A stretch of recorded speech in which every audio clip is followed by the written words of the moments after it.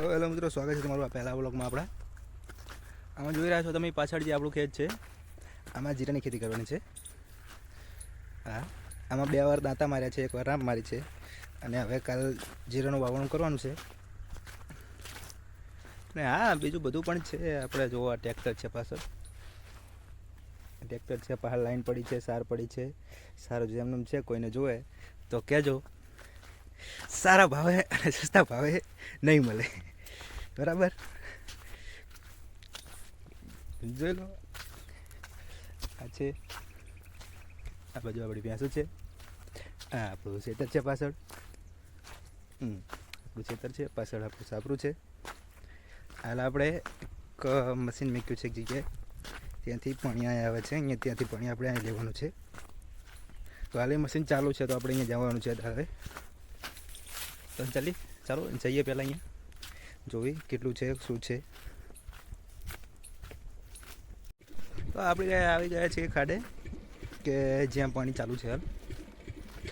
હા, તમને બતાવું. પહાડ તડકો બહુ આવે છે,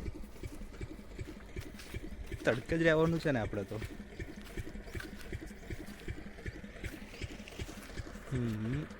જોઈ લો, આ પાણી આવી રહ્યું છે આપણે તલાઈથી ઠેઠ, લગભગ 3,500 થી 4,000 ફૂટ થાય.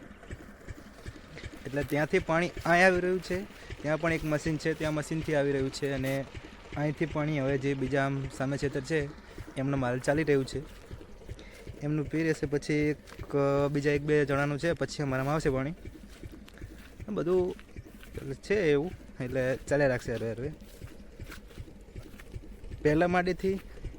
પહેલા દિવસથી માંડી છેલ્લા દિવસ સુધી જીરામાં શું શું કરવાનું હોય છે, કેટલું થાય છે, કેટલો ખર્ચો થાય છે, પછી સરકાર છે, આ સરકાર શું ભાવ આલે છે આપણને, બધું બતાવું તમને છેલ્લે. કંઈક 3.5 થી 4 મહિના થાય છે જીરું પાકતા, પાણી પાયા પછી. તો હાલ તો કંઈ જીરું નથી પાક્યું. તો કાલ જીરું પોંખવી પછી ખબર પડે કે શું થાય છે, પાણીમાં કેટલો સમય લાગે છે. અને હા, આમાં પાણી રાતે દિવસે ચાલુ જ રહે સતત. જ્યાં સુધી પાણી પતે નહીં ત્યાં સુધી પાણી ચાલુ જ રાખવાનું આપણે. એટલે તમને બતાવું પછી કઈ રીતે ત્યાં શું કરવાનું છે. જુઓ, પાછળ આપણું મશીન છે, આ રહ્યું મશીન, આ ચાલી રહ્યું છે. હા, આપણી એક્ટિવા પડી છે આ બાજુ, હા આપણી એક્ટિવા પડી છે. તો ચાલો હવે મળીએ પછી.